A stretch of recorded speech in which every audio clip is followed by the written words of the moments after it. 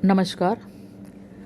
आज हम देखेंगे व्यक्ति, समाज और भाषा वर्ग। प्रत्येक व्यक्ति किसी न किसी समाज का हिस्सा होता है। उस समाज की अपनी एक पहचान है, फिर चाहे वो क्षेत्र विशेष को लेकर हो, खान पान को लेकर हो, या उसकी वेशभूषा को लेकर हो, या भाषा को लेकर।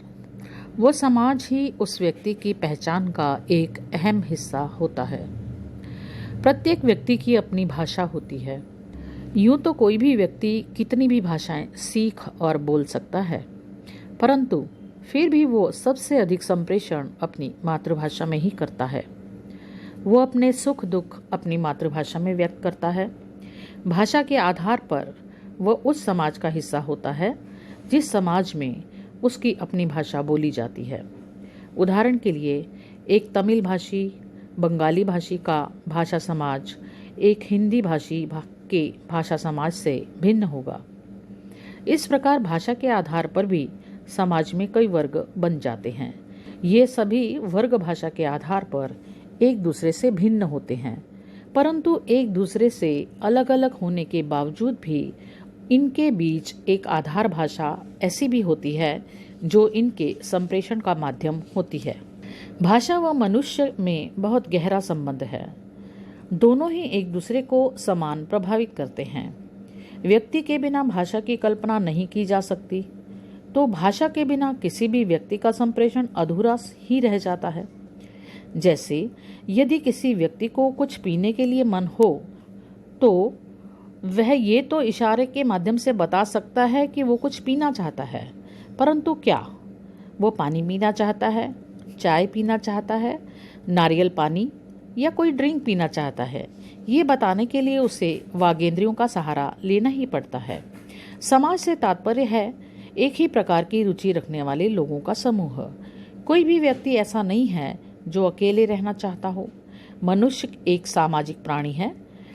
उसे कभी अपने किसी काम से तो कभी दूसरों के लिए भाषा की आवश्यकता पड़ती ही है। व्यक्ति इस भाषा से भली भांति परिचित होता है कि वह समाज के बिना नहीं रह सकता, क्योंकि समाज में रहकर ही उसके संपूर्ण क्रियाकलाप पूर्ण होंगे। अतः कहीं कहीं उसके लिए यह आवश्यक भी हो जाता है कि वह समाज का हिस्सा बने। वह समाज केवल व्यक्ति का समूह मात्र ही नहीं, बल्कि इससे हमारे संस्कार और हमारी संस्कृति की गरिमा भी जुड़ी होती है। हमें अपने बड़ों से, छोटों से किस प्रकार की भाषा का प्रयोग करना है, किन परिस्थितियों में हमें औपचारिक भाषा का प्रयोग करना है और किन परिस्थितियों में हमें अनौपचारिक भाषा का, ये सभी बातें हमें अपने समाज में रहकर ही पता चलती हैं। हम कैसे अपने से ऊंचे पद वाले व्यक्ति से बात करें या किसी अन्य व्यक्ति से जिसका पद हमसे कम हो तो कैसे बात करें, इसका पता हमें समाज में रहकर ही चलता है। समाज में रहकर ही भाषा बनती और बिगड़ती भी है। नए नए शब्दों का जन्म, शब्द भंडार, अभिव्यंजना क्षमता आदि समाज के साथ ही जुड़ी है।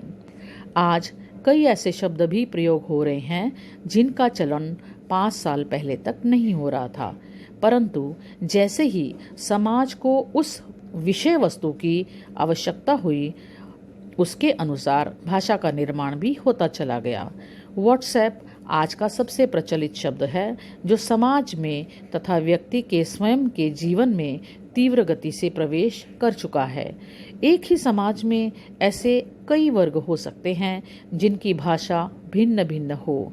इन सभी वर्गों की भाषाओं का प्रभाव समाज में प्रयुक्त होने वाली भाषाओं पर भी पड़ता है।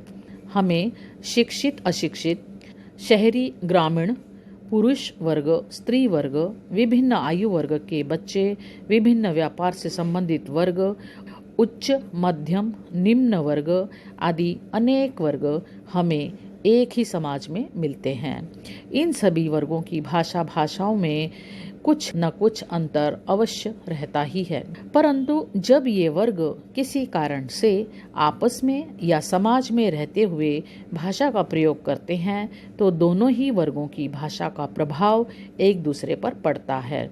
भाषा को समृद्ध बनाने में ये वर्ग बहुत महत्वपूर्ण भूमिका निभाते हैं, क्योंकि इनके शब्द भंडार, इनकी शैली सभी कुछ भाषा को एक नया रूप और विस्तार देती हैं।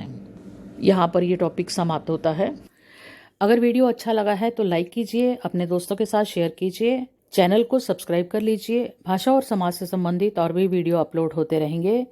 मिलते हैं एक नई वीडियो में नए विषय के साथ। तब तक के लिए नमस्कार।